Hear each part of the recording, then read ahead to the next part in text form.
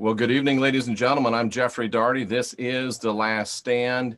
It's one of the Monday nights we've been waiting for. They all seem to be very exciting here lately, but we're very happy to be able to welcome Jason Rice with us tonight. Of course, my co-host and one of my great friends, Jay Campbell, is always with us, and you can see Jason there with a patriotic backdrop, and he's certainly much better dressed than we are. Gentlemen, so nice to have both of you here tonight. Jeffrey, you are the hostess with the mostest. We are esteemed and honored and privileged and humbled to have Jason with us tonight. Before Jason speaks, I just want everybody to know that I've had a couple of conversations with Jason. I actually did a Zoom interview with him and I about 2 weeks ago.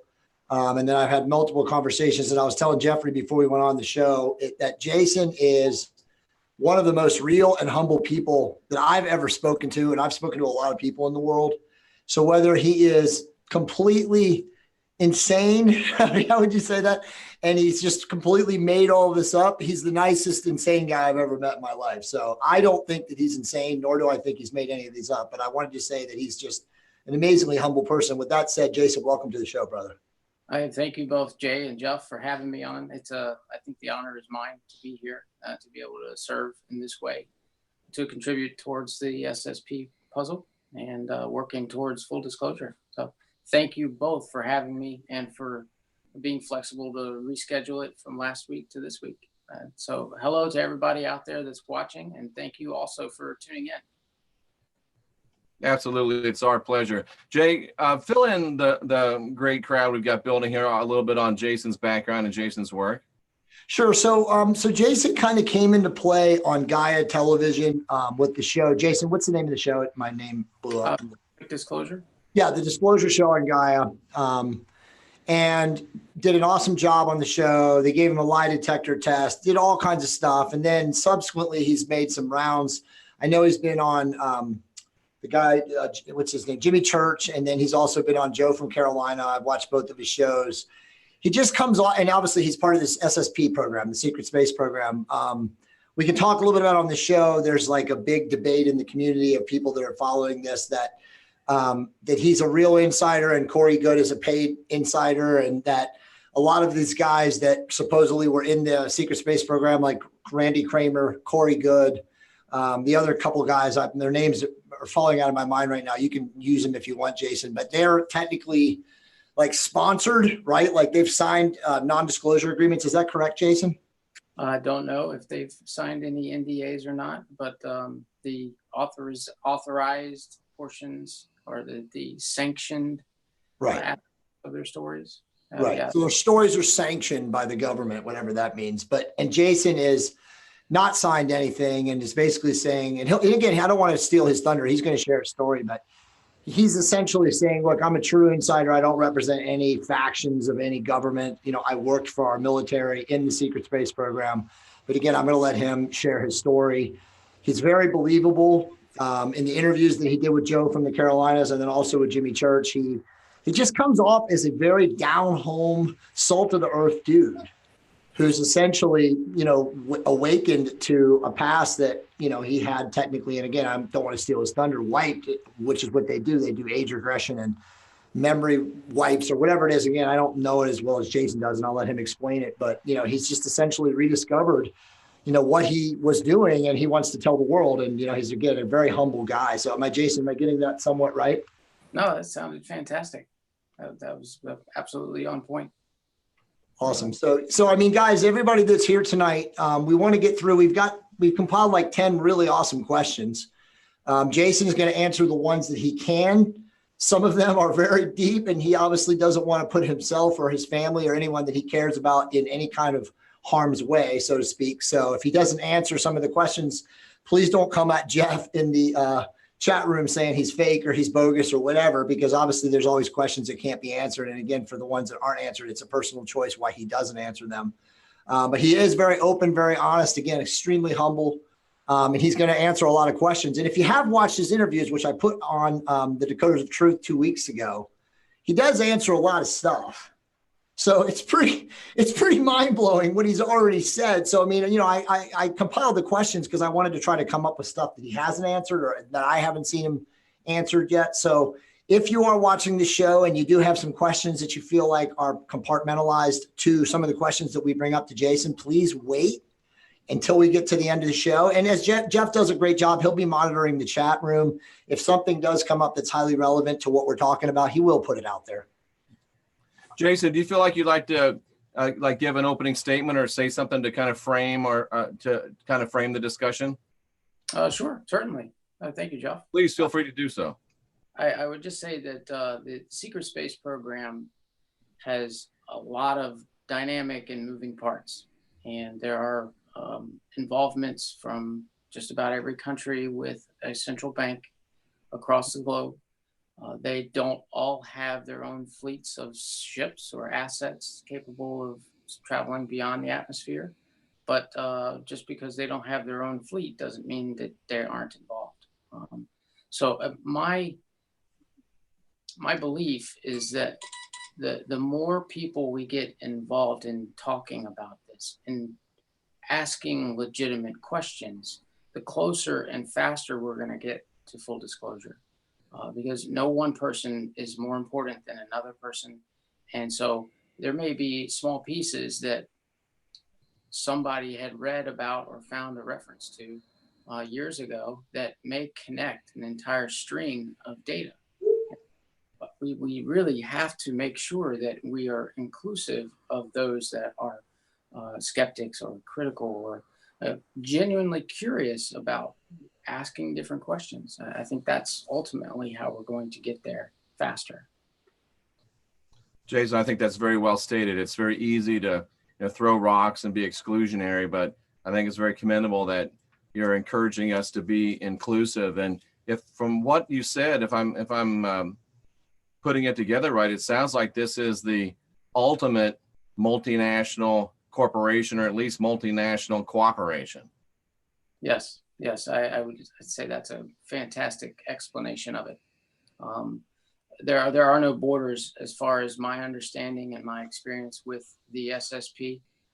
Those that have central banks and those that are involved in the SSP, they don't look at their borders as being something that's hindering their involvement and interactions. So it most definitely truly is a global program. Interesting. And Jason, that resonates with me so much, and we'll let Jay jump into our prepared questions after this. I was in the U.S. Air Force for 6 years, had a top secret security clearance, and was happy and I don't know if I'd use the word blessed, but fortunate to work with folks from many different military organizations. I'll never forget, we had one of the Baltic states, an Air Force guy, come over and work with us, and he jumped into our C-130 and just started flipping everything and just had everything just right, knew exactly what he was doing. And it was very, very sobering to see that these guys' intel is top notch. So there really aren't any secrets, are there? No, not among certain levels. They do have a very extensive compartmentalization operation in place. And that's specifically to keep certain pieces of information or groups or projects from becoming public knowledge in the event that it does go public. Absolutely. Well, thank you so much for that introduction. Jay, let's roll into these amazing questions you prepared, my friend. No problem. So real quick, before we do that, everybody, I'm going to let Jason just kind of give us a timeline, a little bit of his life, just kind of share here I was, and, I'm just a regular Joe, blah, blah, blah, doing this. And then I rediscovered. So I know you've done this already before. And for the people that have already seen your story, Jason, it might be a little bit of a repeat or reiteration, but just for the people that are not familiar with you, can you just give maybe like a 2 or 3 minute high level summary of like how this all came to be? Sure. Absolutely. I started off almost overnight having a sudden urge or need to be involved in the military. And it was not something that I was against, but it was also something that I had not seen as a life goal of mine. That started in my early teens. I went through public high school. I had been awarded 2 separate scholarships. One was for engineering and another was for medicine. And I had gone into engineering and accepted a 4-year ROTC Army engineering scholarship at Florida Tech, and finished out my undergraduate Bachelor of Science studies. 2 years before I graduated, I started working up at Kennedy Space Center, first on the Air Force side, the Cape Canaveral Air Station side as a contractor. That was when the desensitization training for my involvement in the SSP IDARF program started. I continued working up there for 2 years later, this time on the NASA side of the river for McDonnell Douglas. Within the next year, I graduated from college, was commissioned as a second lieutenant in the Army Corps of Engineers. And then 2 months after my commissioning in the U.S. Army, I resigned that commission so that I could accept a commission in IDARF, the Interplanetary Defense and Reaction Forces. That started my career in that SSP program. Amazing. So, oh, go ahead, Jeff. Sorry. No, that's it. That was it. Just amazing stuff.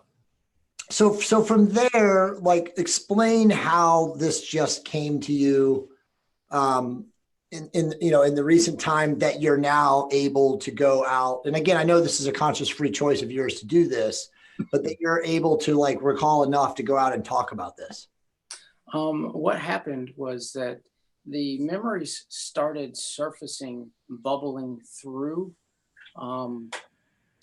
almost as soon as I got out of the U.S. Army. I started having PTSD issues and night terrors and problems that were coming up that were completely out of place. No idea why they were there, what was happening. So the remembering and the awakening started almost immediately. However, without any context or additional information, it turned into or remained a puzzle, a large series of questions of why X is happening, what's happening there, and why am I going through this?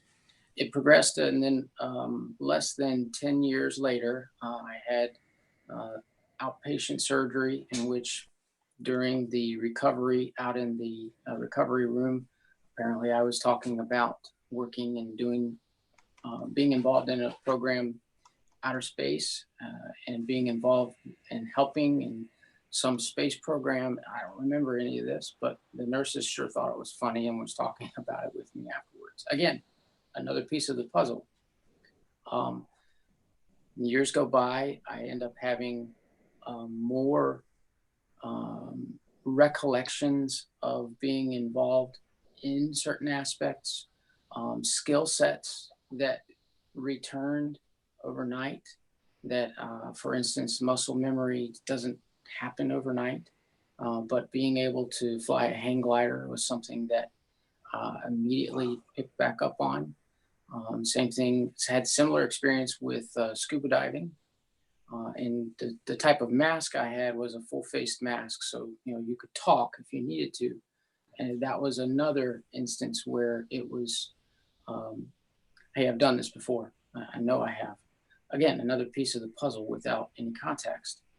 And 20 years after my exit from the IDARF program was when it really started accelerating and memories started coming back in larger chunks. And then I was able to start piecing together, okay, these aren't just strange remembrances or daydreams or interesting dreams. I mean, a whole range of things that, okay, my sanity is still here. I know I'm not imagining these things. I know I went through the hang gliding experience, the scuba diving experience. And so having had those, I started waking up more and faster. And that happened at about the 20-year mark in October of 2016. That was towards the wrap-up phase of my desensitization and prep training for IDARF. And so over the next 6 to 8 months from that time, they just started coming more, getting more detailed, being able to make more connections, being able to put pieces into place to be able to identify what was going on. I'm a scientist, I'm an engineer. And so, following numbers and being able to have proof and being able to have it in triplicate was something that for me was part and parcel to my own profession and something that I've been doing over 20 years. And so having these memories come back, of course, I had questions. Am I imagining this? Is this something that's just out from left field? What's going on? And all I can tell you is that all of the information that I can provide to substantiate the things that I've talked about, my experiences at Kennedy Space Center, as well as the U.S. Army, and my engineering background, I'm happy to provide any of those. And so the awakening process and remembering the things that were and still are a part of the secret space program. It's not like they send you home with a memory book of the things that you've done. So that information is, of course, a lot harder to come by, if not impossible. But what I can tell you is that I'm open to any questions and explaining it, my experiences, in the best way that I can to try and answer as many questions as I can. Jason, I really appreciate that. And I myself am a certified scuba diver. And for the people that haven't, been scuba divers, it's not something that you just put on a mask and jump in the water. There's a very specific list of procedures that have to be taken to keep you alive and to keep you from, dying or at least having horrific discomfort from the bends of things like that. And there's very specific nomenclature as well. So for that to know that, you have to have learned that. It just doesn't come to you. So I can understand completely, Jason, how that would be something that really would help confirm your ideas that, wow, I've been here before, what's going on. So very, very fascinating stuff. Jay, what do we got next to ask Jason Rice? Well, we got deep questions for him, but I just wanted to ask just a couple more follow-up to that. So did you do any kind of regression hypnosis therapy when you started to have these memories start chunking back at you? I think that you said you have. Is that correct? That's correct. That's correct. You want to talk a little bit about those, just high level? Sure. Before we move on, one of the last things I would like to mention is that the scuba certification that I went through included cave diving, getting my cave certification. Wow. And so some of those were also a lot of the recalled memories and the recalled skills involved in order just to get cave certified. Highly specific and specific. High technical degree on that. So it's not something you would just pick up for sure. Right. But to get to your question, Jay,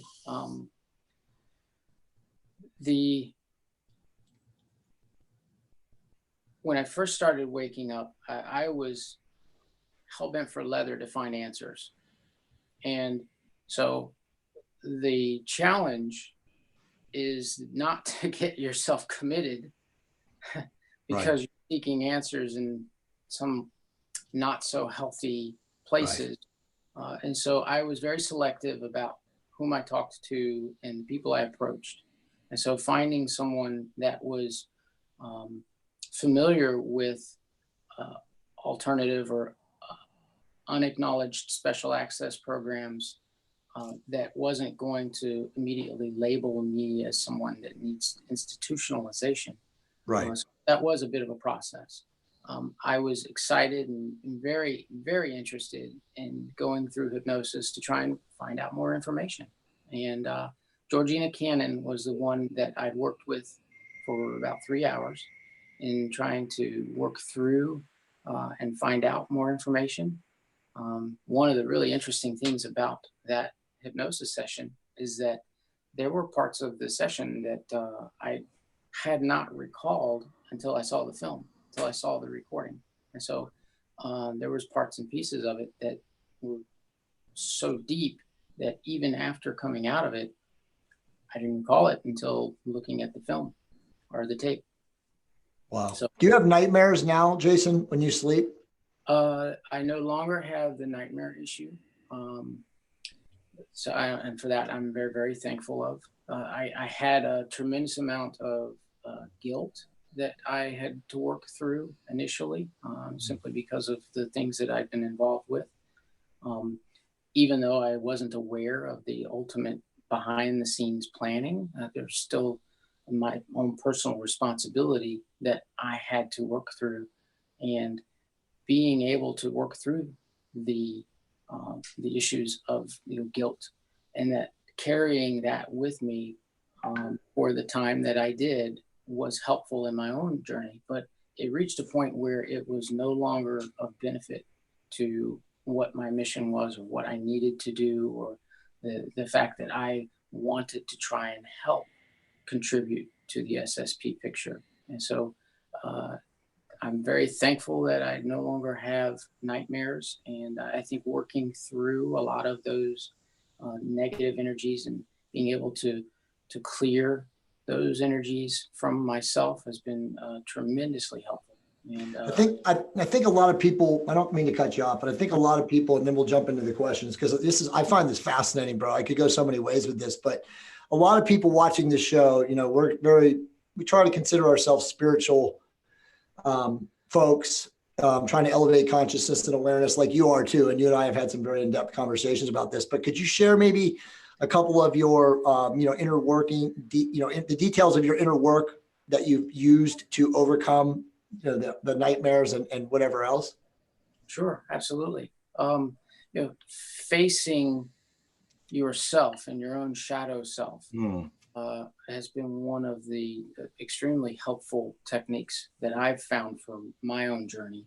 And that being honest with yourself is something that you have to be. Because if you're running from your own lies to yourself, then you're not going to be able to make that next step. And having extremely supportive people or family, or even a therapist, if you can find one, or whatever, as a support structure to help reflect those questions back to you, so that you're not skipping over all the unpleasant parts and just sticking with the low-hanging fruit, and you're actually getting deeper into the more difficult questions. Okay, why did I get triggered because of X, or why did I have a reaction to this, and at the time felt that the reaction was overboard and didn't warrant the way that I'd reacted. Those questions, I think, are what's crucial, is self-honesty, not just with others, but with yourself. Great advice. Yeah, amazing. Do you meditate? I think you told me that you do, correct? I do. And the meditation has been extremely helpful. One of the things that I refer to as the mental static that you have to overcome, or at least for me, that I had to overcome. We call it the drunk monkey, Jason. Yeah. Well, it's a great way of putting it. It's like trying to listen to a whisper at a rock concert. You can't. Well put. And Jason, this being Veterans Day, I wanted to thank you for your service. Yes, and we have have a great question from another USN vet, third generation. And I know we don't want to, mention names or get into specifics, but he asked if, places like Blackwater and whatever their new name is now, do they regularly provide military contractors into the SSP? I don't know the answer to that question. I can tell you that from my own experiences with the SSP, they find out at an early age those that they're interested in recruiting. And they keep eyes or tabs on them throughout their development and throughout their younger years. And it doesn't matter if they're the valedictorian of their high school class, right, or the dropout that starts trouble at every turn. If they find that they have certain characteristics and skills, then they're interested. And so it starts early, starts at an early age. And, ever before birth, Jason? I would be incredibly surprised if it wasn't. Right. And by the way, that's what Shane Bales told me, who's also a guy from the Special Projects who's in my group. If Shane sometimes probably watches this, Shane, if you're watching, what's up, brother? We need to talk. But that's what he said too. He said that they identify in utero when people have specific DNA codings and stuff. And listen, with 23andMe, I just had my genes mapped, everybody, and I'm going to be doing a webinar at the end of the month with like one of the leading Mayo Clinic researchers on mapping DNA. They already know everything about us. They know everything at all. Right. So, man, this is so awesome, dude. I mean, we have a bunch of amazing questions for you. I just have one other question to follow up to that. What you just said, though, is, and I guess I pretty much know the answer, but are they following attributes and characteristics of people based on aptitude scores on tests, or are they actually even deeper? Like they can read people's auric fields and biorhythms and stuff like that. Is it kind of yes to both? It's a yes to both.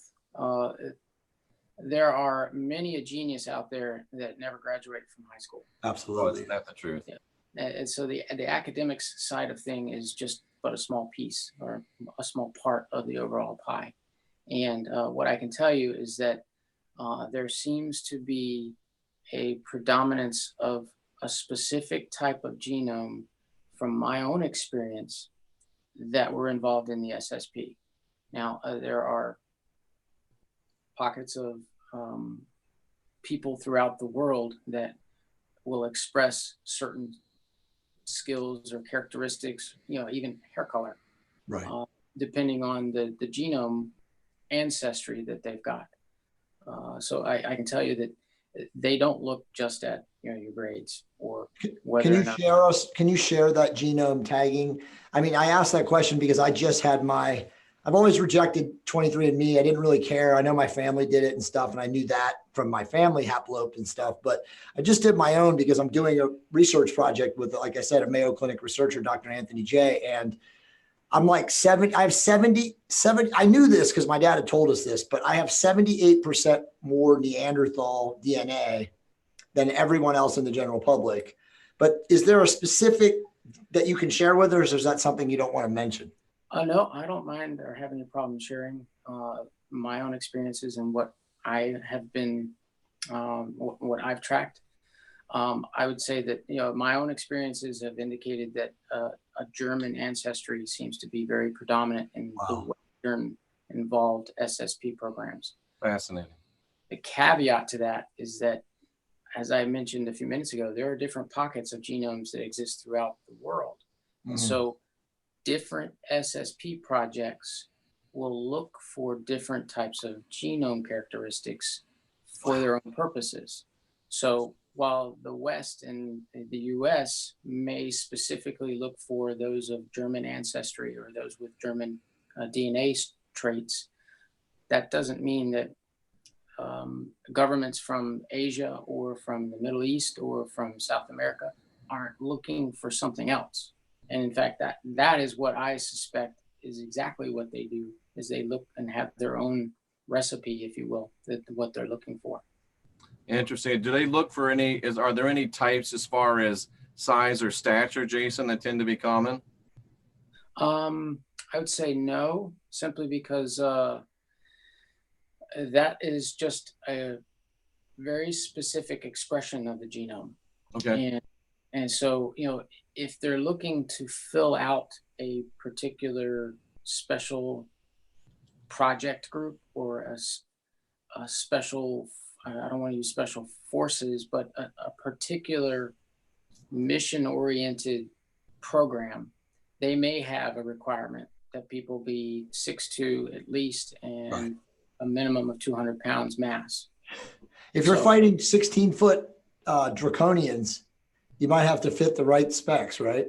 Might have to fit the right specs. Or conversely, you don't have many fighter pilots that are 6'8". You don't. They have a height limit specifically because people can't fit in the cockpit. So, right. So Jason, are you comfortable? I know you've shared it, but are you comfortable, because you're obviously a scientist, you're an engineer, have an engineering mathematical background, but are you comfortable sharing right now with what you did in the Secret Space Program, like that you can remember? Absolutely.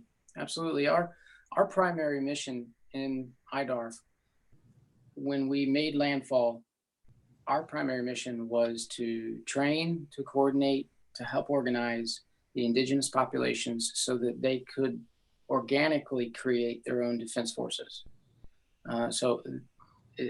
Basically, we took on the role of teachers and trainers and mentors and intelligence gathering, a whole host of other associated mission postures that complemented training indigenous populations how to fight. So when you say indigenous population, I mean, this just opens up such a world, and I really do want to get to our questions. I'll just sidebar this. I know Jeff and I are going to be respectful for your time too. I know you have to shut it down by 9 p.m. Eastern, so we have like an hour and 30 minutes left. But I mean, dude, we're going to have you back on. Sure, Okay. sure, absolutely. 100%. So when you say indigenous populations, like where, I mean, I don't want to blow the thunder of the last question. You know what? Let's just get it. Landfall too. I'm assuming that's landfall off world. That's correct. Right. Off planet. Off planet. So go ahead, John. No, that's it. Oh, so one of the questions is about space, but we'll just wait until we get to it. So we'll just stay here because this is so fascinating. So, how long do you think the Secret Space Program? Because again, and I don't want to, for people that haven't watched, Jason's been very open about this. He worked with the Dark Fleet, which Jeff is familiar with the Dark Fleet because we've read Michael Sala's books and David Wilcock's stuff. And, they talk about the Dark Fleet. They talk about the German Secret Space Program, how the Germans allied with, the so-called reptilians and the Nordics and all this stuff that happened after World War II. Also, Joseph Patrick Farrell has written some really awesome books on that. I've read them all. But am I correct in saying that you were a part of the Dark Fleet as pure recollection? That's correct. The Dark Fleet has been, I think, a common use term that because there hadn't been a lot of information available, we called it IDARF, Interplanetary Defense and Reaction Forces. That is almost certainly what people are referring to. Now, there are different aspects of the Mars German space fleet. The IDARF and their mission is just one of them. So there are other aspects, and I don't know what they've done because my involvement was only with that one piece. So interesting. And if the Germans were the first in with this, and if they had the first contact and access to the first technology, it just boggles my mind.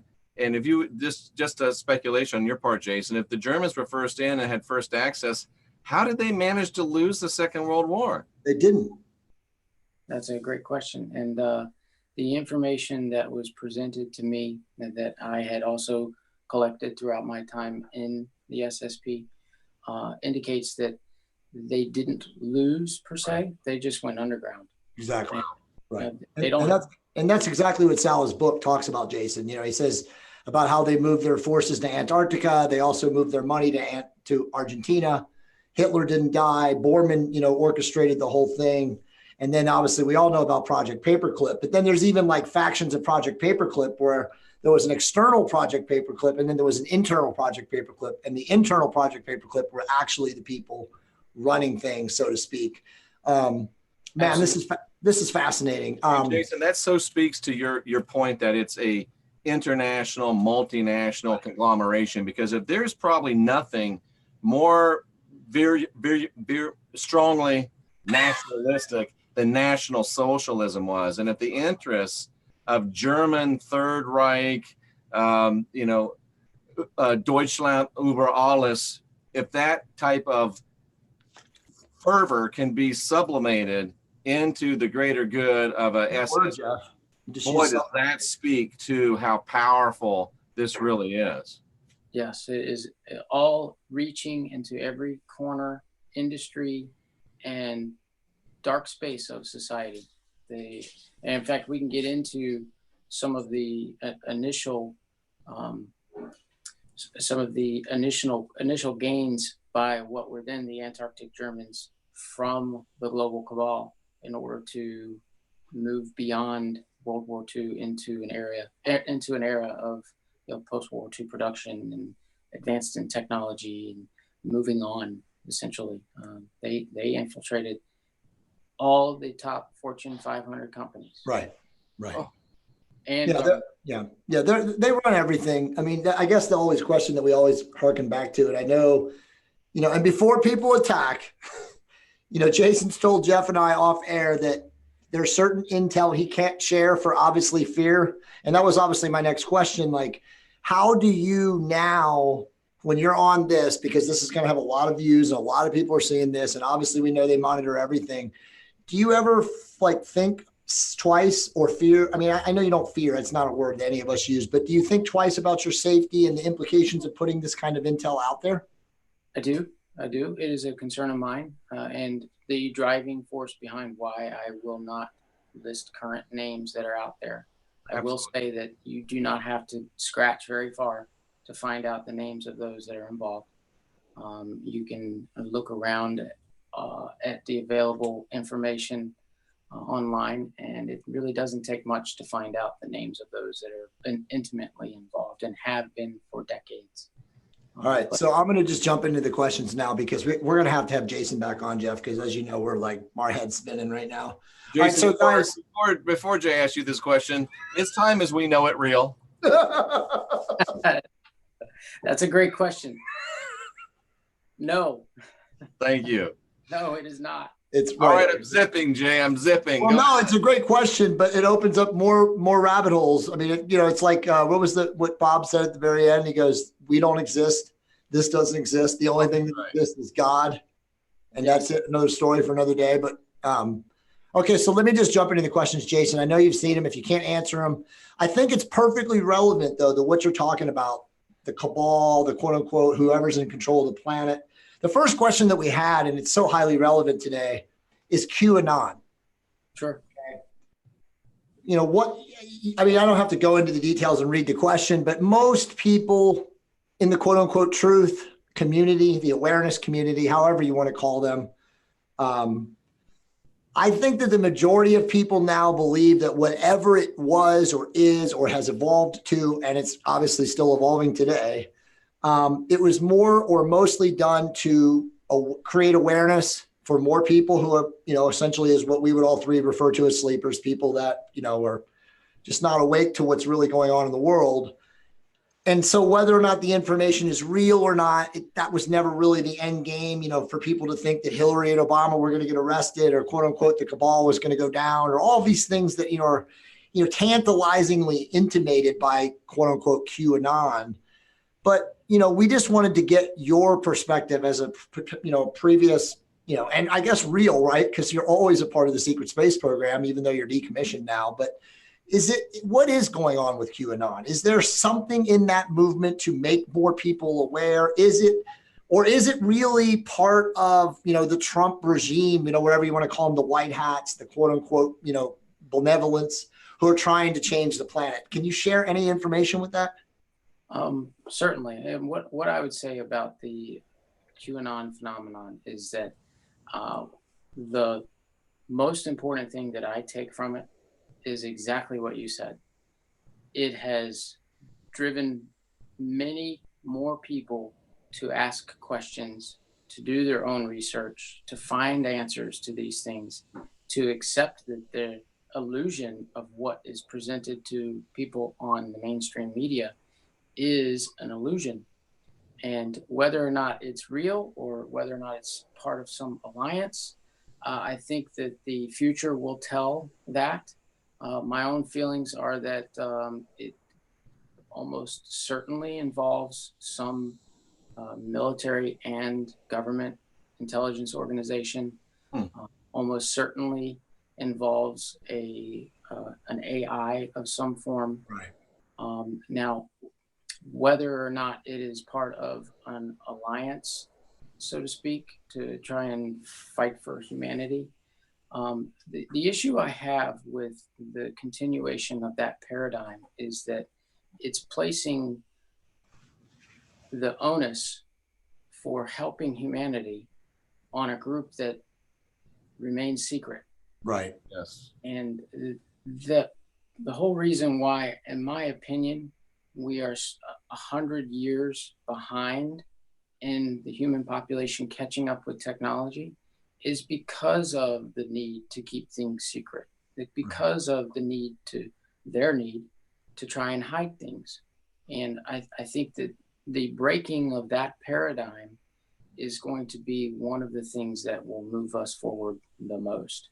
And that the real true alliance that we have are each other, not some secret group, not some white hat organization that, hey, maybe they are doing some great things for the rest of us. However, I also believe that if they are that involved behind the scenes, then that means that they were almost certainly involved in the propagation of the secrecy there you of go. the projects involvement in the things that at one point in time they may have had to just say, sir, yes, sir, and followed orders and carried out some things that maybe weren't exactly legal, maybe weren't anything that they would ever want to tell their mom that they've done, from an aspect of, helping humanity. So my only question is that because of that involvement in that side of things, are those really the best people to represent all of humanity for deciding when, where, and how full disclosure is going to happen? Those are questions that I ask, because I am not giving up my free will or my choice to make choices for me to anybody. I demand full involvement in that decision-making process. And having a secret organization that's making decisions behind the scenes does not allow for you, me, everybody that's out there watching right now to have a say-so. It's being made by a select few individuals. And Jason, that was profound what you just said, man. You just completely like moved me. I really appreciate you saying what you said. Guys, if you're watching this, this is amazing stuff. So the next question, and it's really relevant, and I'm going to give Derek Bros some props. One of our friends, broadcaster, he goes by the name of Global Witness. He's probably watching this if I know him, or it will at some point. He always says, Jason, to echo what you just said, that whoever is quote unquote behind the cabal or the ruling class, the political leaders, like when he talks about, is Trump, representative of the quote unquote good guys, and his perfect analogy is Trump is the cabal replacing the cabal. Do you think that is somewhat relevant to what really is going on, and that there really is no good or bad? It's just like the ruling class, and the ruling class stays the same until, as you said, we finally unite collectively through awareness and through our elevation of our consciousness to change all of this? Well, my jury is still out on that. I can tell you that I have seen a lot of great positive movements to ending corruption. I agree on that. And so, from that thread, don't stop, keep going, because that rabbit hole goes a lot deeper. If it involves the fact that there are more than 70 or 80% of the U.S. politicians that are doing something that's not legal, right? Well, it doesn't matter what party or side you're on. There's some things that need to be addressed and cleaned up. So, I would say that, moving forward, we've made some good starts. And, the extreme polarization in the political arena right now, the silver lining that I see, again, gets back to the same thing with QAnon, is it is driving and motivating people to find out more information on their own, whether or not you believe in it or you don't. People on both sides of the political spectrum are now going through their own due diligence process to find out more information. What happened 100 years ago? What really happened behind World War I or World War II? Who really funded the Civil War or the War for Independence? Those kinds of questions, because this goes back the long game in their since minds. The beginning. Yeah. So let me ask you a question then relevant to that before I get to the next question that Og Tells asks. It's a great question. So most of us right now in the quote unquote awareness truth community, this is all of us, we see it, and I know it's never like this, but we try to see it, or not try to see it because try is a weak word, but we observe it as Trump represents the good guys and Hillary and Obama and the globalists represent the bad guys. Is it possible, in your opinion, in very esteemed opinion, because you've been in that side of the world, behind the scenes, so to speak, is it possible that all of that is actually just an illusion that they want us to see? There's always that possibility. However, I would say that defanging and defunding projects and programs is ultimately, I think, the most efficient legal method for moving off of go, for being able to take control back and give it to the people. And so is it a possibility that it's just an illusion? Of course. That you have to acknowledge that is a possibility. I would say that proof is in the pudding. And the more we see with ending and overturning the corruption, that above all, that is a great thing for us, for the people. And the more people that demand that, whether you're on the left side or the right side of the spectrum, the better off we are, because we have to have everybody saying, stop it. Right. That's That's a awesome. great point, Jason. And I'm an old guy, and I've seen a lot of things happen. And I was involved in partisan politics for a long time. And I don't watch a lot of TV, but I happened to watch the press conference that President Trump gave the day after the midterm elections. And boy, I've seen a lot of things. I've seen a lot of things in politics, but I have never seen a sitting president be so attacked and challenged by the media and reporters getting in the face of the president of the United States. I've never seen anything like it. And I'm sitting there watching this. Does this mean that President Trump really is ruffling their feathers and he really is a threat to the deep state? Or is it just grand theater that's designed to make people like us think that he's a potential savior? Jason, I know it's all speculation, but what are your thoughts on that? Jeff, that's a great question. Put Jason on the spot. No, your question and your allusion to the kabuki theater is certainly valid. I would say that people don't spend tens of millions of dollars on things that they're not passionate about, or things that they don't have a vested interest in. And the CIA came out in the 70s and wholeheartedly admitted to Operation Mockingbird. Right.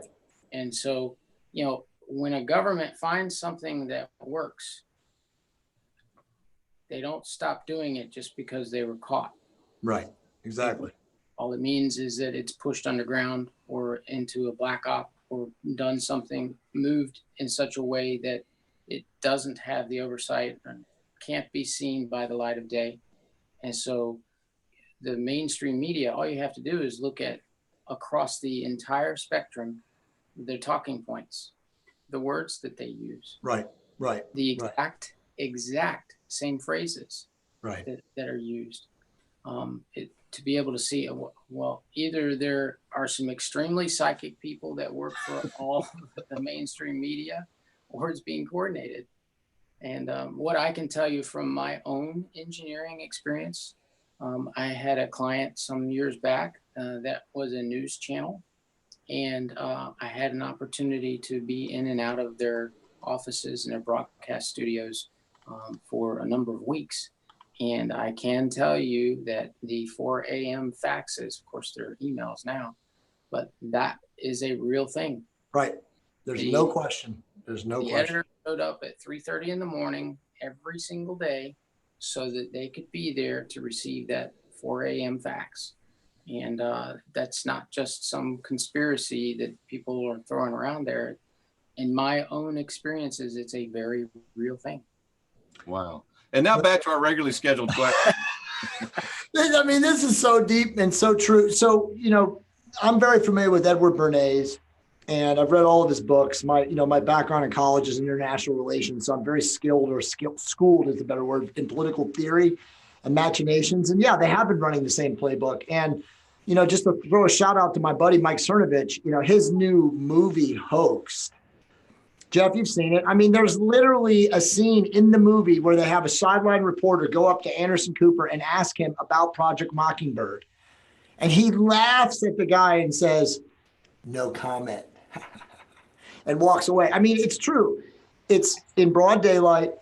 This is all happening. Like you said, the playbook has been running for decades. Nothing has changed. Their denial of it obviously is maintainable by them, because as you were telling me when we were talking off air, everything now is legalese. Everything is in corporations, LLCs, NDAs, non-disclosures. I mean, you can't say anything without somebody threatening to sue you. So the truth rarely ever comes out because it's all wrapped behind legalese. Yes. So true. So very true. And, my own thoughts on teaching in the education system, and gosh, we could get into hours of discussion on that. But the elimination of cursive. Yeah. Bam. What is the Constitution written with. Exactly. Jason Rice, that is absolutely brilliant. I've never Profound. heard anybody make that connection. Please, is that all you have to say on that, or do you want to expound a little bit more on that? No, I think that the long-term plan to achieve their global domination objectives includes every industry. No single industry is left untouched, from cosmetics to pharmaceuticals to communications to the media to petrol to oil and gas to petrochem, all of it. They're all involved and coordinated with a specific goal in mind. And chief among them is the education system. You look at any elementary level grade book from the turn of the century, from 1899 to 1900, elementary school educations included trigonometry, algebra. Yep. Do you see that in any of the current elementary level grade or books? No. Jason, they don't even teach. I have a 10 and 8-year-old right now, and they don't even teach pre-1990 history to any of these kids anymore. There's no knowledge. These kids don't understand anything about the Vietnam War. They don't understand anything about any of the wars, as you were talking about earlier, the Great World Wars. I mean, they understand nothing. My daughter is 10 years old and she's watching this show right now. I'm going to throw a shout out to her, Alexandra. And she's a brilliant kid, but she has no understanding of history because it's not taught. She is literally having to research. She's writing a book report right now on Andrew Jackson. And the stuff that she has in her books is laughable. I'm looking at this, and again, I'm only 47 years old, but I'm looking at this and I'm like, this isn't even true. They've made everything politically correct.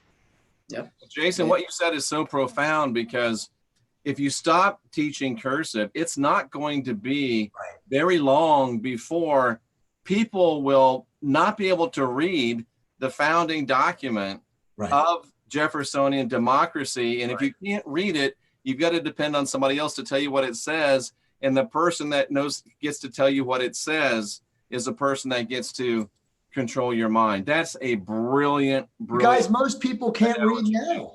Most people can't read now. They would prefer to watch a video or listen to an audiobook rather than read. But cursive specifically, that's just brilliant.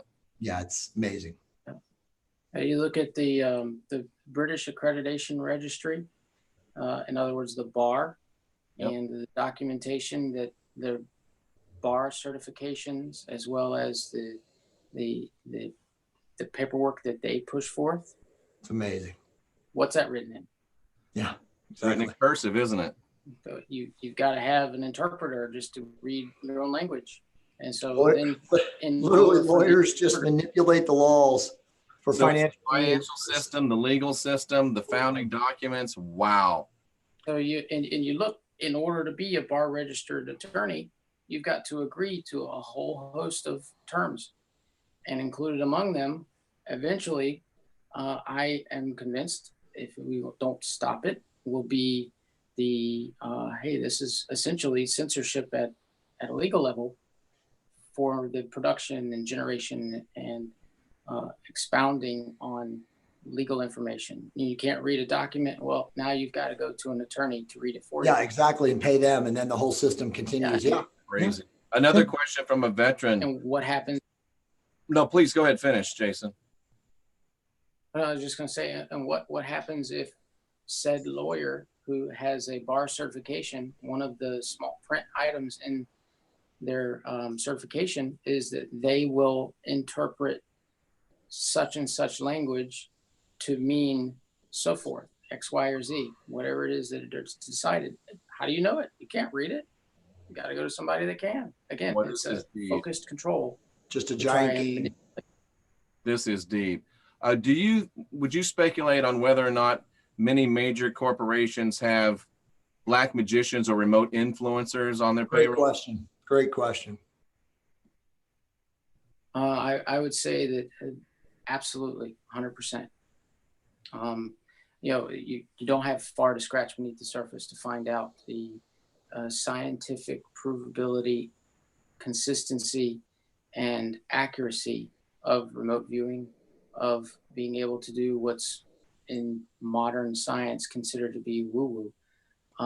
They've proven it again and again and again, the accuracy of someone that's been properly trained in being able to determine remotely what is either written or what people are planning or what people are talking about, Right. or what someone has created, built.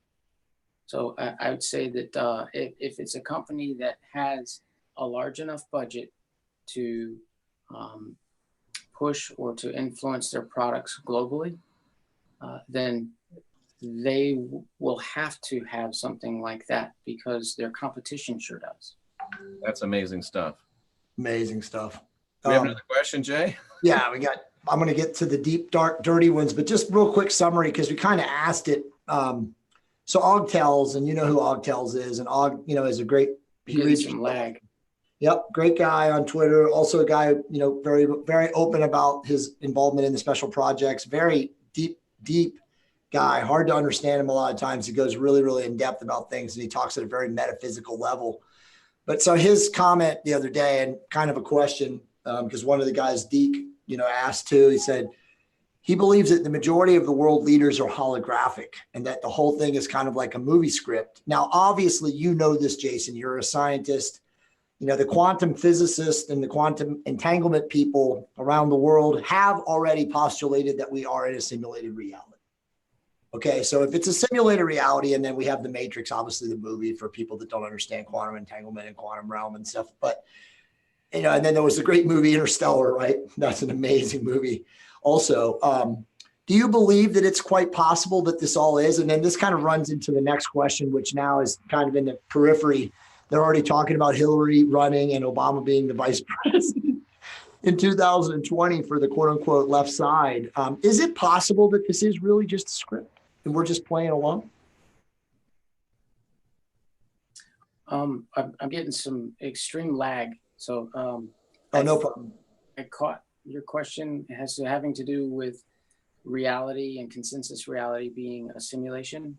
Yeah, essentially, if Hillary and Obama were actually the left's party ticket in 2020 to run against Trump, it seems so far-fetched for people that are like us, that are aware. We'd be like, how is that even possible? But then it begs the question, well, if it's a script, meaning it's a simulated reality, well, then it makes a lot of sense. So that's kind of, we just wanted you to pontificate a little bit about that, the potential of that. Sure, absolutely. My own personal belief is that consciousness creates reality. And, the double slit experiment proved that consciousness does affect the reality around us.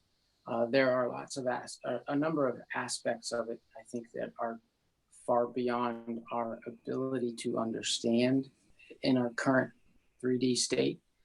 So being able to understand what level of simulation it is it possible that it's all simulated and scripted? I can tell you that I've had surprises happen to me every single day that were not part of my script. Right. So I would say that them being part of a script, in the sense that they are working towards a common goal for planetary domination and control, it could be argued that yes, they are part of a script in that respect. However, I also believe and understand, based on my own information, that the free will aspect of an individual still has to be maintained, right, whether they're on one polarized side or another. And so being involved in what many would consider nefarious activities, even those individuals that are doing such things have to have free will involvement to a certain extent. And so does that preclude them from being a clone? Well, maybe they are sometimes. I don't know, honestly. I don't know about that. And I suspect that if I was close enough to know the full answer to that, that there's no way in the world that I would be talking about it. There's those that are close enough to know the information seem to mysteriously show up missing or deceased. Yeah, and that's perfect segue into the next question. And I already said this to you, and you and I laughed about it. I'll just ask it so everybody else laughs too. One of the very smart people that follow Jeff and I and help us with questions and stuff said, "Hey, you need to ask Jason if he's a clone." So, Jason, would you respond to that question? How do we know you're not a clone, bro? Absolutely.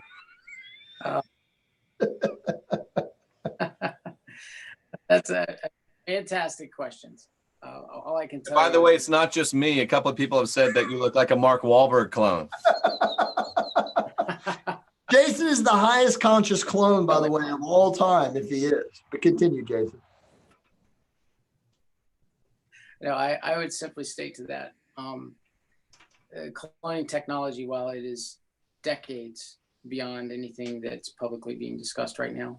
And I know that, by the way, too, from just my science background with understanding the human genome and what they've been able to do with animals. I mean, we both know, continue. Yes, it's Sure. way beyond. Way beyond it. And I'll tell you, from my initial involvement in the SSP from the very beginning, part of the IDARF training regimen, the training protocols, were that at the end of the training period, our families had thought we were just going through normal military training through the time that we were being involved and trained for the SSP. We didn't have any contact with them. We had pre-printed and written out or signed some postcards during the very early stages of our training that would then be sent and forwarded to family members throughout the time of our training.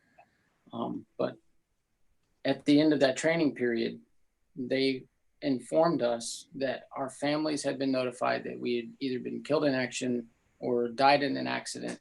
And so the only way to get back was to continue moving forward. It was their version of Cortez is burning his own ships. Yes. Part of that lie included sending either a cloned replica of the soldier to be buried by their family. And they didn't do that every time. Sometimes they just sent back ashes.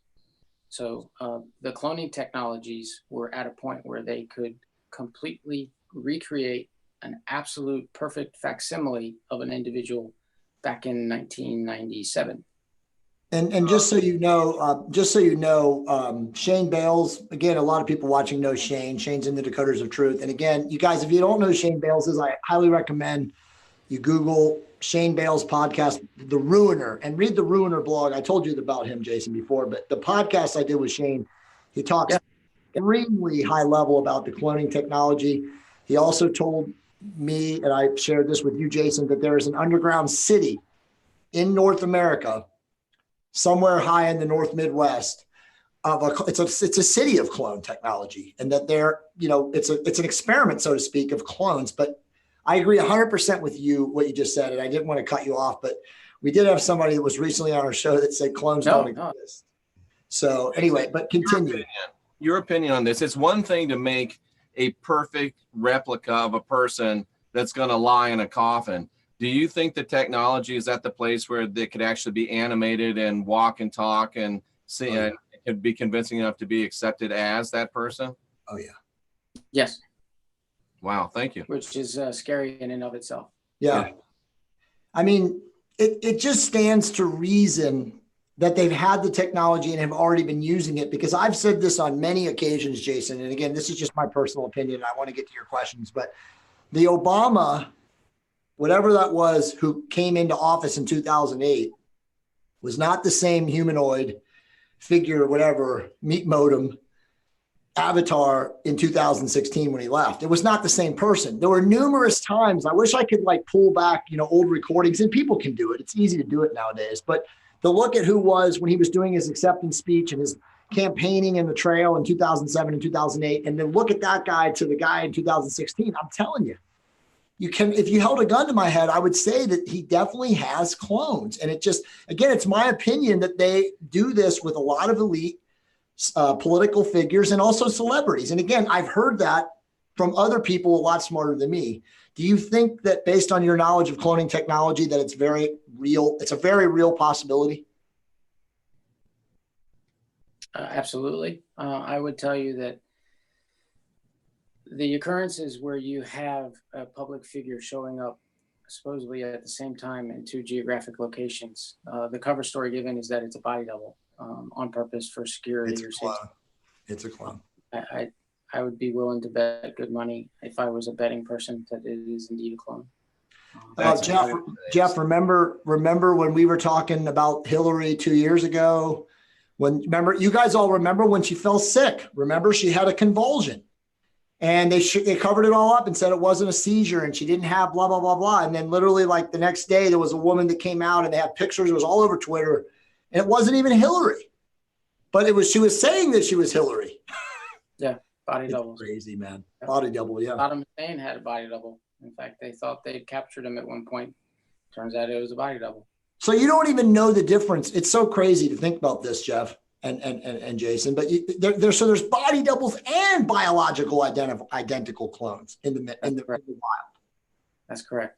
Wow. Okay, so one more question about cloning, because unless Jeff wants to ask it, because Jeff is fascinated by cloning. Shane told me that by the year 2006, it was either 2006 or 2007, they actually had the ability to, and this is really scary, but push a sovereign soul who was, sub 200, like low integrity, not in control of his sovereign being, not a person like us, out of the body and replace it with an actual AI consciousness. Do you believe that that's possible? That's a good question. In order to answer that honestly, I'd like to get a chance to think on it. Why don't we come back and answer that one the next time? Okay, awesome. You're coming back next week, dude.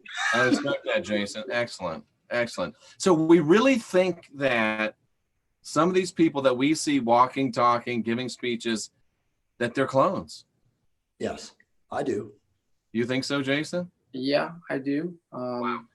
The hard part's going to be which one are the clones and which ones are. I know. That's the sick part, man. Does a clone know that he or she is a clone? That's another great question. I mean, like the movie with Schwarzenegger where he started seeing himself and copies of himself, and he's like, "No, you're fake." And then the other guy was like, "No, you're fake." Yeah, it even goes back to the original Star Trek where Captain Kirk was split, and they both thought they were really Captain Kirk, and in a way, they both really were. And if there's any genetic basis to cloning, which I'm not a scientist, but I think there is, are they not both really the person? And boy, the biological ramifications or something, not to even mention the spiritual or the spiritual implications are beyond, they're baffling. Yeah. All right, I'm gonna get into some hardcore. I mean, this has been so amazing, Jason. Again, dude, we're both, Jeff and I'll speak for Jeff. We're so humbled that you're here right now, because absolutely, I know Jeff didn't know that you were gonna put on this kind of show, but I knew after I talked to you that you were like a legit dude, and I was like, if this guy's lying, he's the greatest liar in the history of mankind, because you're too honest and humble. And again, I won't speak about other people that claim to be from the Secret Space Program, but no one has your humility, dude. And I'm not trying to blow smoke up your ass. I'm being very honest and authentic with you. You are just amazingly humble. You're calm. You've clearly done a lot of inner work. Okay, I'm going to get really hardcore with you now, and I'm going to ask you the dark, dirty questions, which people they want to answer. These are the questions that people. I'm still getting a lot of lag. Oh, sorry. I'm sorry. I said I was going to ask you. When I cut off, I said the dark, dirty questions. So we want to ask you like the hard stuff now. Is that okay? I know you're open to answering anything, but like some of this stuff is probably going to be a little disturbing for some people. Is that okay? Uh-oh. We got big lag. I dumped off my video, but I don't know if that's helping. Yeah, I'll drop mine too, man. I didn't even think about doing that. Hold on, Jason. There we go. Yeah, Jason, we just dropped off of our video to conserve bandwidth. But Jay, go ahead and ask your question, please.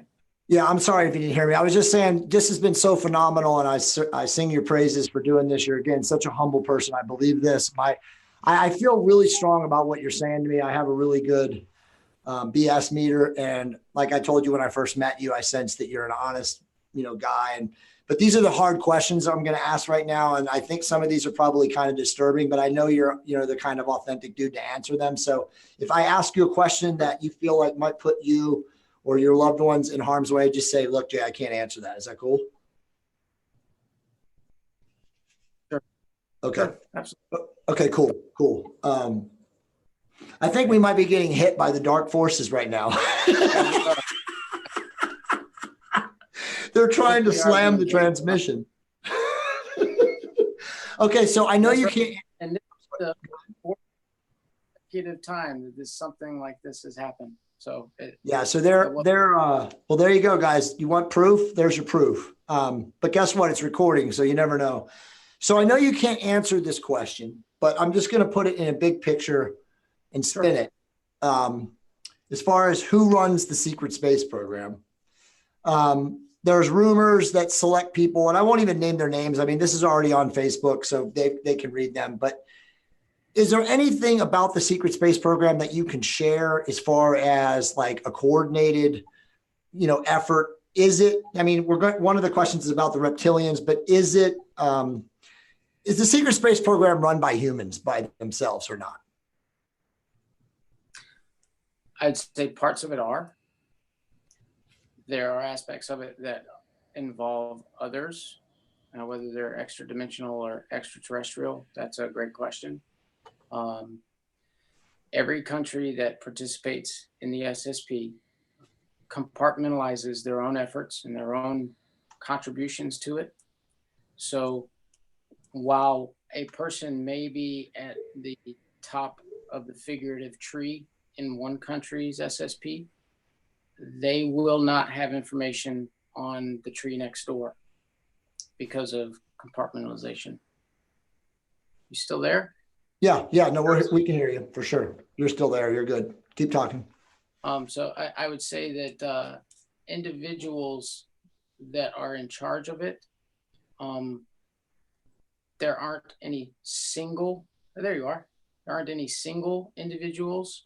There are a group of them that run a country's SSP program, and they are not responsible for aspects of an SSP program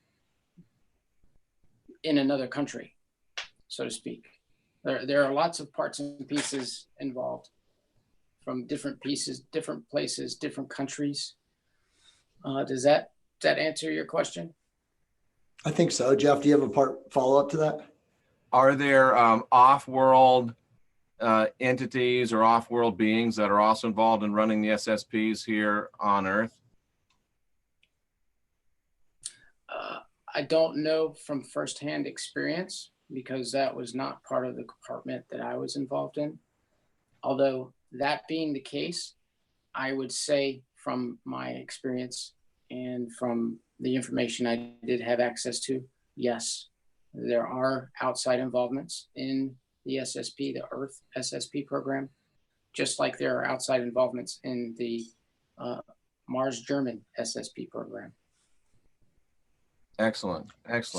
Do we have allies, global, or we have global allies, Germany and Russia, things like that. Do we also have interplanetary allies?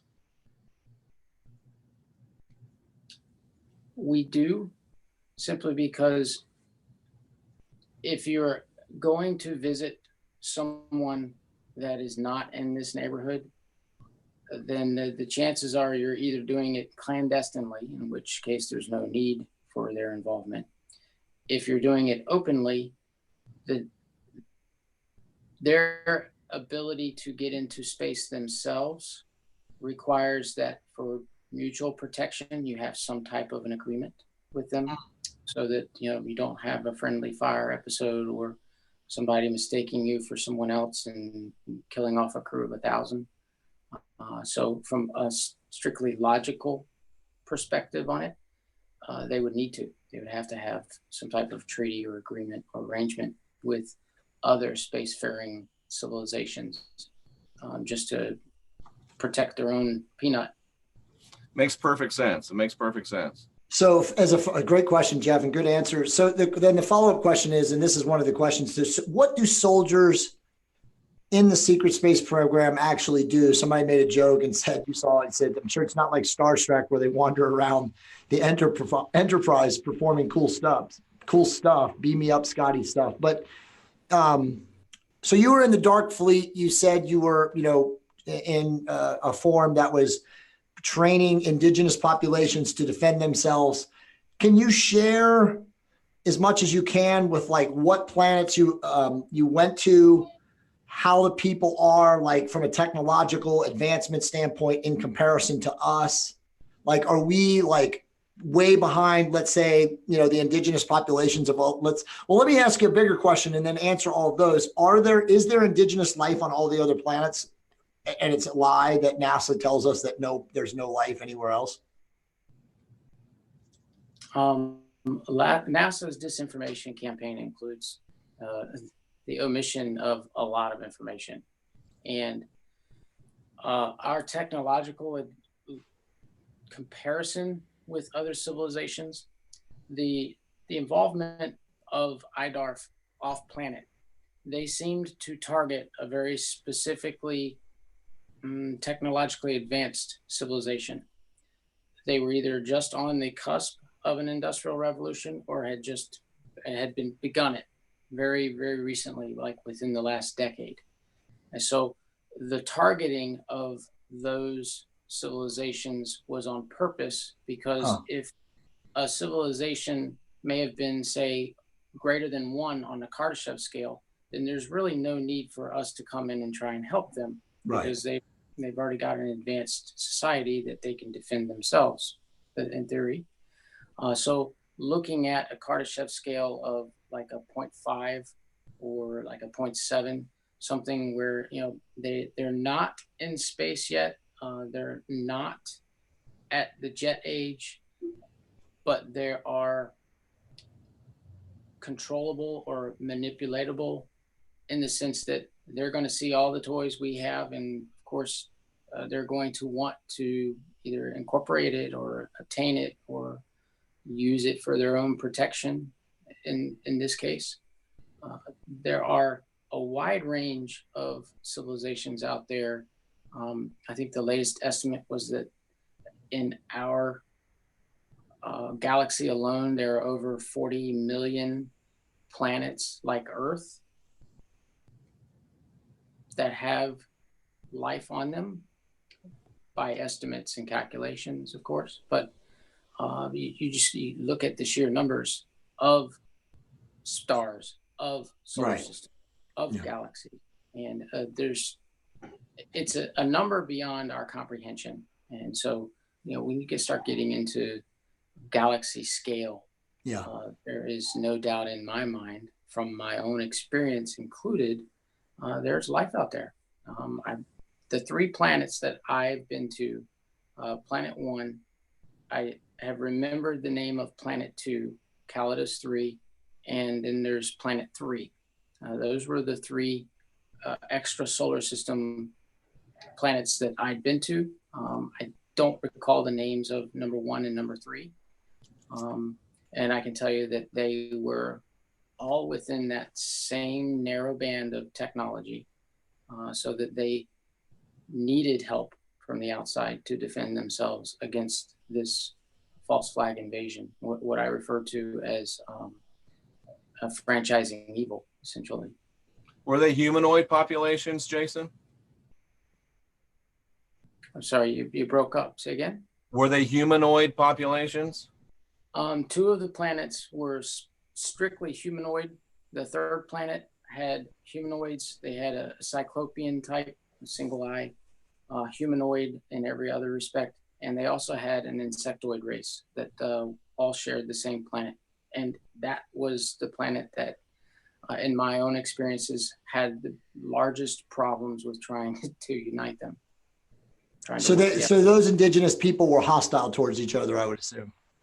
On that 3rd planet, yes, they were. That was the only planet that I'd been to where they had a defense industry that was alive and thriving at the time of our arrival. The other 2 hadn't had any type of need for a defense industry or manufacturing weapons. The last war that they'd had on either of those 2 planets was in centuries past. So like that, the two that you remember, were there like ecosystems, the biospheres, were they similar to planet Earth where you guys didn't have to wear masks or apparatus to breathe? Did they have a similar atmosphere? I mean, how was that comparatively to Earth? That's a great question. And it seems to be one that comes up quite a bit. The human star pattern, if you will, seems to be a typical blueprint that's used in our logos a lot. And so the two planets that had specifically just humanoids, very similar to Earth, their oxygen, nitrogen content in the atmosphere was very similar. They did not seem to have as much of a variety of life forms. There were fewer varieties on those two planets, but they did have just humanoids, no other alien or alternative species that were there as well. Were there languages similar to our language, or totally different? It was very different. I wish that I could remember the extent of the languages. We learned their languages before planetfall, and so that, obviously we needed to be able to interact with the people we were training. It eliminated a need for an interpreter, and we were able to communicate with them directly. Great stuff. There's music, there's art, there's an entire deep, rich culture that each of those planets had on their own before we ever showed up in the neighborhood. Amazing.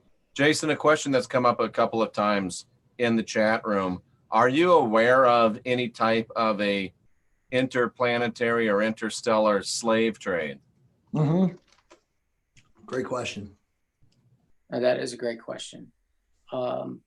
My own experience has verified that the Mars Germans had utilized a slave population for the less than desirable or high production jobs, filling vacancies that their own people didn't want or weren't interested in, or their skill sets were needed elsewhere, even if they were interested in doing something. So yes, the intergalactic slave trade is alive and well. The fact that we have human trafficking very prominently here on Earth is another very sad state of affairs that I'm looking forward to humanity as a whole getting rid of that. But yes, there are those that exist elsewhere. Jason, Jeff and I have talked about this on our show before, but we know this statistically that there are 8 million children that go missing a year on the planet. 8 million a year that just gone. Now, who knows how many of those people come back? But I mean, if you did the math, and I remember Jeff and I did this one time weekly, but, and then Michael Salla talks about they have a gigantic, what do they call it? Like in Antarctica, there are places where these people that are stolen, this trade, that's where it's like a middle house, and then they're off-worlded to wherever they go. Do you believe that the majority of these people that go missing are part of this galactic slave trade or sex, whatever they're doing? And is there a portion of it that's also for DNA harvesting? It would not surprise me at all if the missing were being used in that respect. Excuse me. I can tell you that the Antarctic Germans, when they moved the bulk of their R&D and manufacturing abilities out of Antarctica to their bases and cities on Mars, they had an active slave population in Antarctica at the time. They had an active slave population on Mars at the time. And the aspect of that being where these missing people are turning up or where they're being turned over to, a large percentage of that, I would say that there's a very good chance that is indeed what is happening. Is that not just the earthbound demand for what they consider to be a commodity, but the off-planet demand for it as well. So what is that commodity in your opinion? Just the work? No, I said, what is that commodity in your opinion? Is it just, Jeff, we're getting hit by the darkies. We are. But do you think that the commodity is just the actual labor of the people themselves, or is it the actual biological emissions, the DNA? I mean, what do you think is the actual commodity, or is it multitude? There's multiple commodities. Having a independent worker instead of an AI is very useful on a number of fronts. And I'm not trying to sound callous when I say it like that, but from the aspect of how they view that particular asset, using it just for biological stock, or having that gene at their available for Right. whatever their need is. That's one aspect of it. My own thoughts and interpretations are that that's not the primary reason, because they can go and collect DNA from somebody to replicate and do whatever they need to without having to take on the, in their minds, added burden of kidnapping somebody. So the needs that they would have for that type of slave labor force would be based on something other than just genetic stock. They can get that relatively easy. It's for other reasons that they need a living, breathing, independent, self-thinking individual. And the whole SSP and full disclosure picture is not going to be teddy bears and Right. unicorns. Yeah. And I've heard a number of people speak out that, oh gosh, it's all fear-based, and oh, you're trying to scare the daylights out of us, and just talking about, well, do you really think there aren't two sides to that coin? Right. I mean, there's a shadow side and there's a light side. And it's my own belief that we need to be aware of both the shadow and the light side, because, who's going to make the decisions for the human race in the future? If you aren't fully aware and there isn't transparency, then how can you make a good decision? How can you make a good choice? And knowing about some of these non-teddy bear, non-unicorn aspects of it are precisely what's required, in my opinion, to be able to make an informed and consented decision. I agree. And Jeff and I talk about this on our show all the time, Jason.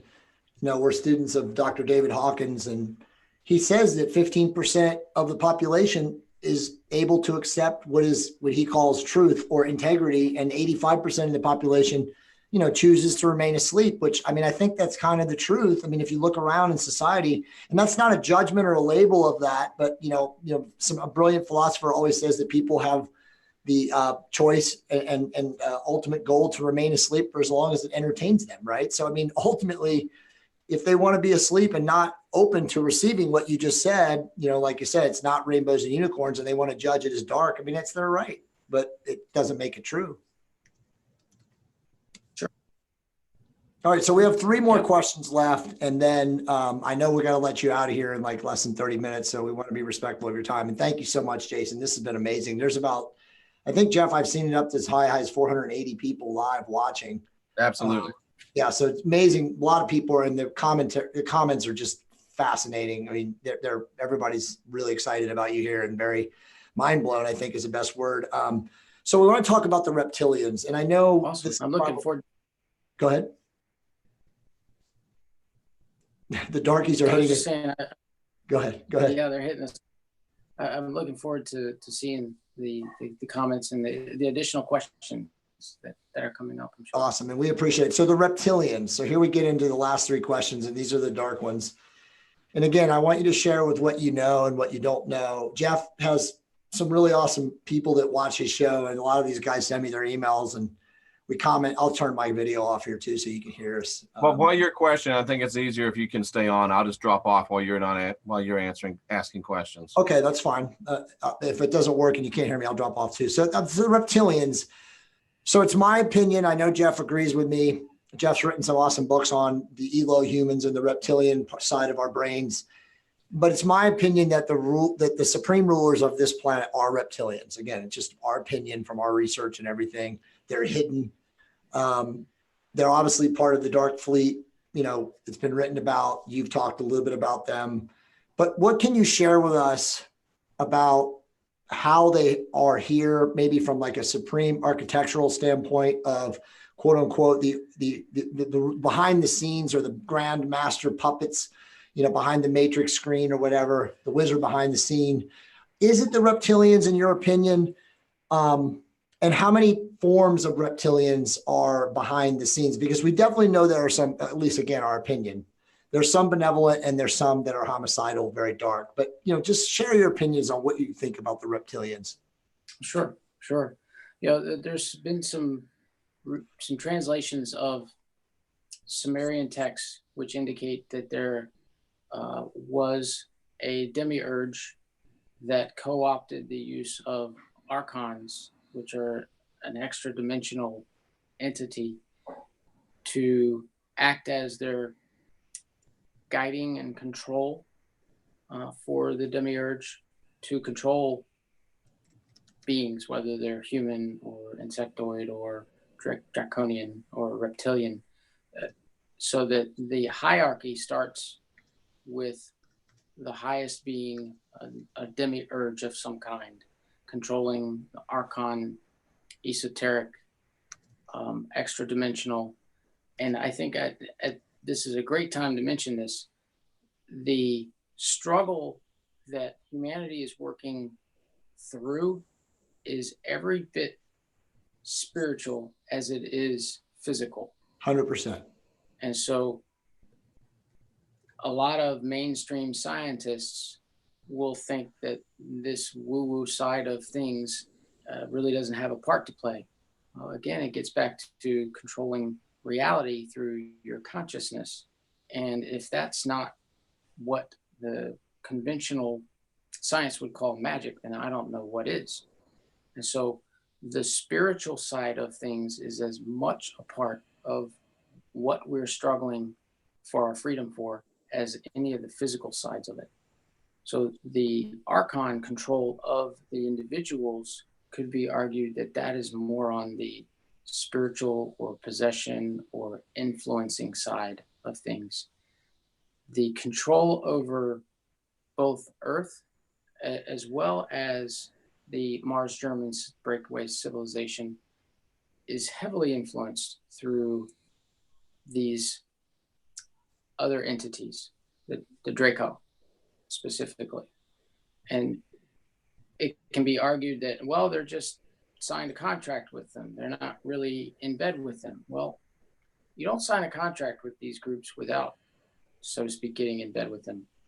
And the involvement between the two is so incestuous that they make it that way on purpose, so there isn't an easy way to get out.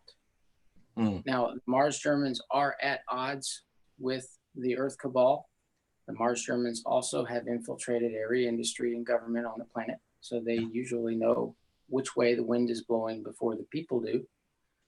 And so their involvement with each other, while it may be at loggerheads or opposition, they also work together on a number of things. So you get from demiurge to archon to beings, physical beings themselves. Now, the leadership of the cabal, think of it like this: once you're made that offer, you can't refuse, you can't get out. You're in it. And the consequences of doing such a thing are that it extends beyond just the physical. It extends beyond almost certainly this particular incarnation. And so their plans to try and obtain global control over Earth have been a long time in the making. Right. They've certainly got the long view of it, over 1,000 years. And what has happened in, say, a decade or two, or even 100 years, they know that according to them, they're going to eventually be able to see their plans come to fruition because they're playing the long game, which is why the only way to counter that is for the people to stand up and refuse to accept that control paradigm anymore. You know, some people will argue that, you know, hey, they've held the reins and kept us moving along to get where we're at today. My answer to that is thank you for doing what you've done to this point, but it's time for a change. Yeah. Well said. So very well said, by the way. And Jeff and I are very, very big believers in the Gnostic Christianity principles. If I can ask you a little bit about, and I know this isn't your specialty, but you might know, I mean, you're kind of talking about the demiurge, which is Yaldabaoth in the Gnostic teachings, which also is known as Lucifer, whatever. There's so many different names. You know, we've been now, another person that represents the Great White Brotherhood, which is supposedly the ascended masters that are, you know, beyond us, trying to hold everything together, says that Lucifer is more of a thought form. If Yaldabaoth is the grand architect of evil, and the archons are these interdimensional, amoeboid, fractoid, whatever you want to call them, you know, possessors of human souls, or, you know, of people that you very accurately described, because I know Jeff and I agree too, that if you're sub 200 integrity, which means again, you're dark, they can kind of walk in on you or kind of possess you or animate you in some way. But is it possible that this Yaldabaoth is in the war in heaven religious context, the devil / Lucifer? Is that possible? Yeah, absolutely. The handicap that we're all working from is that a large portion of the majority of our history has been hidden from us. Oh yeah, absolutely. And the only access that we've had has been through either particular old texts or old stories or cuneiform that's written on or chiseled into stone. Right. I mean, so yeah, absolutely. 2,000 years ago, how would they have identified or referred to something? They would have had their own way. And I think that a lot of that interpretation has made it through the eons to be even spoken about today. So, yeah. Lucifer being one of them, that was the label that was attached to it. The devil, that's another one of the labels that was attached to it. So yeah, absolutely. I think we're talking about the same thing. So last question, and then you can answer questions and we'll let you go. And I know Jeff just hit me up and he's so right, man. You are so amazing to be here for us tonight, dude. You are, I mean, honestly, this is amazing. I mean, you've blown my mind completely wide open. I have so many more questions, which we can ask next week or whenever we bring you on again. I mean, if we ask everybody that's watching right now, I'm sure they're going to want to bring you on next Monday again, because this has been so incredible. But last question, who are the Anunnaki? Are the Anunnaki the same thing as the reptilians, the archons? Is it just another name? Like you said, we've had all these corrupted texts, these ancient 2,000 year, and we don't even know if 2,000 years is really the number. You know, it could go beyond that, but is it 15, 35, exactly 75,000? Right. 100, 250. I mean, you know, the dinosaurs, I mean, on and on. We can come up with these questions next week. And guys, we're going to give you guys 15 minutes of questions for Jason before he has to shut it down. But who are the Anunnaki? And I want to just throw in there, who are the tall whites? Did you ever meet any of these beings? The tall whites, as you know, and I'm sure you're very familiar with it, you know, a lot of the secret space military people that have been in the popular media of the last 30 years, there was a guy, Charles, whatever his name is, who said that he worked with them, that they're on bases out where I am in the West, in Nevada and also in New Mexico. But are you familiar with any of those? And can you comment on the Anunnaki, and then we'll jump into questions. Yeah, I would say that there's a lot of information out there available to the public about the Anunnaki, and none of it has given me any indication to be able to point a finger and say, yes, that is exactly Y and Z. Right. I would say that my suspicion is that they were probably travelers from somewhere else that came here with a specific purpose, that purpose being resource harvesting, as well to include DNA and genome harvesting, as well as manipulating and toying to try new life forms. And that at some point in time, they vacated the premises. Why and what forced them, or what led to their leaving. That's what I'm looking forward to finding out some answers on once we achieve full disclosure. Thank you, Jason. Excellent. Let's roll into and I want to get Jason down here as soon as possible. I don't want to wear him out. I really am respectful of your time. Somebody just asked a great question. How can you tell, or is there a way you can tell, is a better way to put it, clones from real people, quote unquote? That's a great question. And I would say that interaction is one way of doing it. Repeating or particular physical reactions, stemmings that may be used to determine. You can look under a microscope and it's not going to look any different at all from the real. So I would say that, having a hard and fast way to tell, there's technology that can, and once we have full disclosure, that technology I expect will be fully available to determine whether or not that is the case. However, the stuff that's available to the public now, no, there's nothing out there now that would allow you to, because I mean, again, you look under a magnifying glass and you're not going to be able to tell the difference. One other question, and you guys please ask your questions. Jeff's reading it real quick, but just relevant to that, because we've gotten a ton of questions have been asked about this, and in our group that we mentor, they're asking right now too. Do the reptilians show up as leaders, so to speak, in our political structure, from a standpoint of that they can holographically project a human being, or maybe beyond that, actually walk into that human being, or in the case of some of these old guys, I won't mention names, Henry Kissinger, actually be a reptilian in the personage of a human being? And this gets into a really, really great rabbit hole in and of itself. The whole AI aspect of there's very few things that are really concerning to me, and that's one of them. Part of that transhuman movement is the desire and the need to want to do more with yourself by taking a shortcut and using technology. Oh. And so part of that technology includes external control of others, being able to stand in with someone. These are all aspects of something I think that an individual can organically attain, but with great power comes great responsibility. And I think that the way that the laws of nature work are such that you're not going to have that option available until you're consciously ready to do it.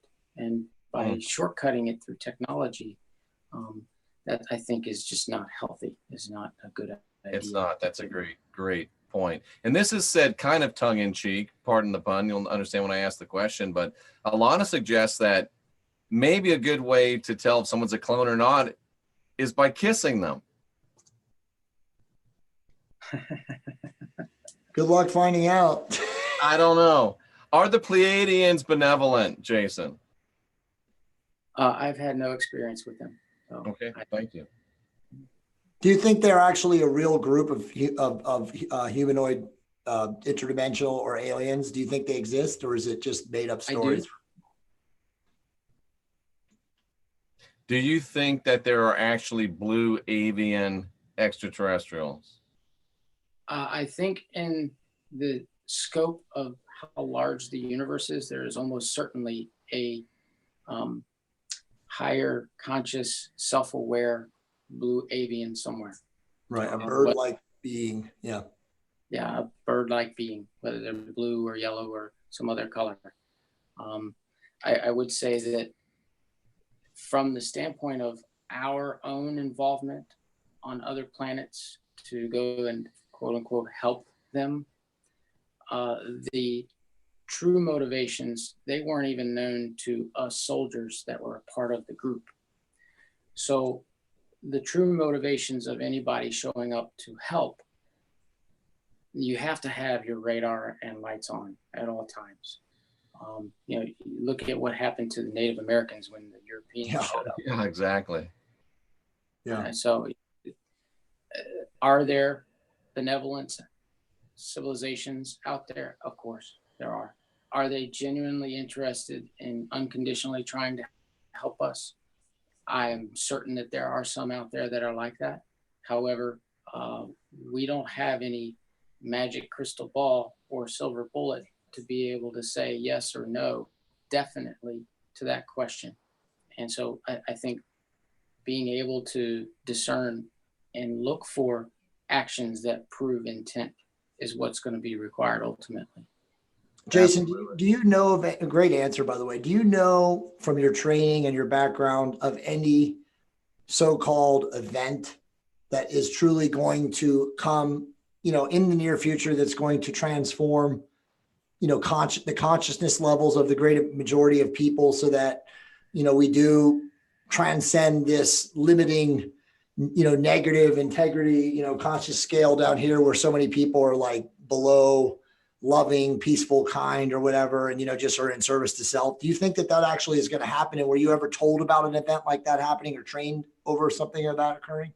We never had any training or discussion of that during my experiences with IDARF or the SSP program. I will tell you that there are references to such an event happening in a number of ancient religious texts, if you will. Right. Yes.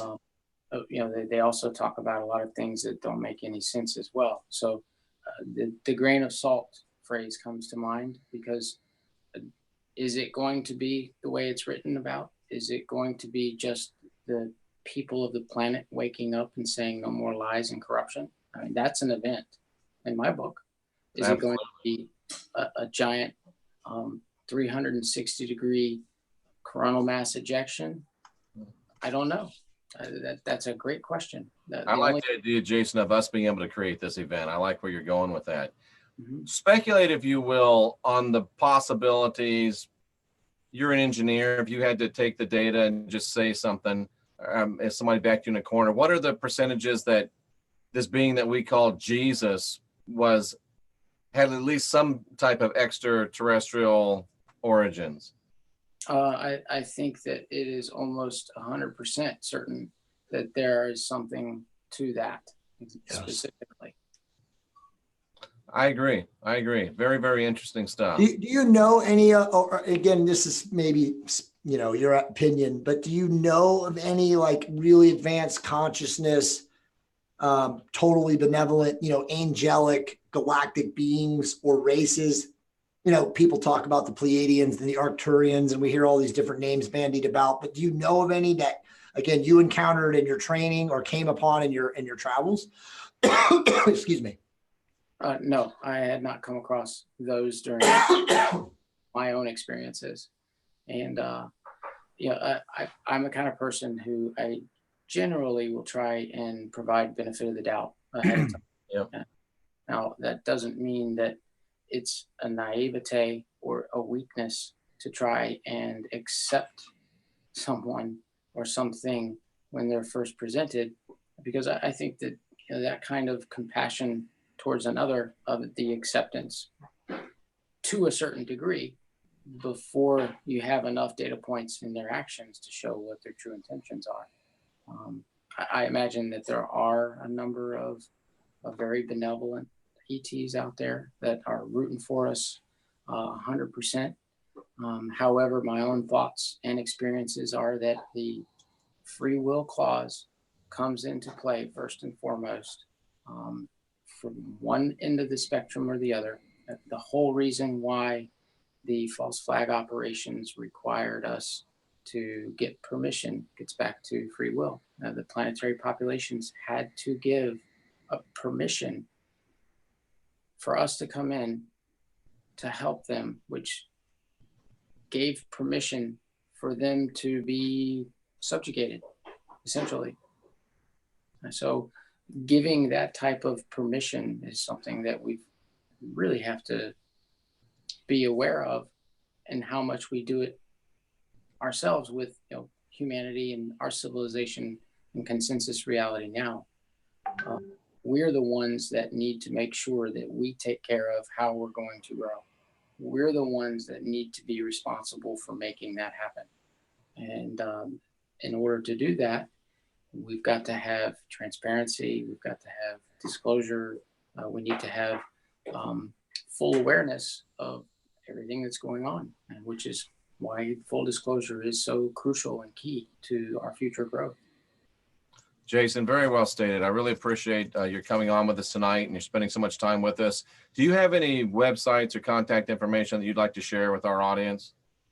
I would absolutely, and thank you for giving me the chance. I'm in the process of building my online presence. Again, I'll get back to my motivation for this and for coming forward has been to honor those that serve and to also honor those that didn't make it back. And so being able to discuss my experiences in the SSP and having others get involved in full disclosure is allowing me to be of service to those that serve and those that didn't make it back. Included amongst that is plans for a web page. I didn't get into this to try and seek attention or to try and get clicks. So I had not pre-made, if you will, a web page, and that process is ongoing currently. And so at some point I'll have a web page to be able to refer people to. I do have an OnStellar account and a Twitter account, and those I use quite a bit at the moment. And I'm looking forward to having an opportunity to put more information out through. Jason, what's your Twitter name? It is at Liberum H, Liberum H. Liberum hominis was already taken. Yeah, I'll share it, Jason, in the channel once you leave. Perfect. In the comments for everybody. But and by the way, Jeff and I definitely can offer our help to you if you need help in building pages. We have so many internet dorks that would do it for free, dude, just to help. Unless they just heard Jay call them internet dorks, and they won't. They're all internet dorks, but I love you guys deeply with my heart. But no, they're amazing. So we have them. We want to have you back, brother. Thanks so much for being here. It's been fantastic. We have so many people saying thank you to you. Thank you for your bravery. Thank you for your service. And on Veterans Day, I just want to echo that again. Thank you for your service to both the forces of this nation and the other forces that you are part of. I'm sure that whether you were fully aware of it or not, you were serving out of a pure heart and desire to be of help to beings. So we appreciate you for that. We do hope that you will come back soon. And we're going to go ahead and let you go. It's been too long. I apologize for keeping you so long, but we do really appreciate you so much. And we look forward to you continuing to fulfill your ongoing mission. And we thank you for taking time out of your life and stepping forward and putting yourself in the crosshairs to help so many others come to a place of understanding and to realize that we're not alone. And we do appreciate you so very much, Jason. Jason, amazing. Thank you. That's all I can say. And I certainly appreciate the opportunity to be here. Thank you to everyone out there that's watching this either live or from some point in the future for tuning in. Happy Veterans Day to you as well. And the honor is mine. And I sincerely appreciate that. Thank you. Jason, I'll reach out to you and set up another meeting like as soon as possible. I mean, this is awesome stuff. And I'm sure the audience alone is going to have so many questions. Sure. Jason, if you'll hold on just one second, I'd like to say goodbye to you personally. To the rest of you, thank you so much for being here. We do appreciate you. And again, those that are veterans, one more salute to you and thank you for your service. Take care, ladies and gentlemen, and we'll see you again next week.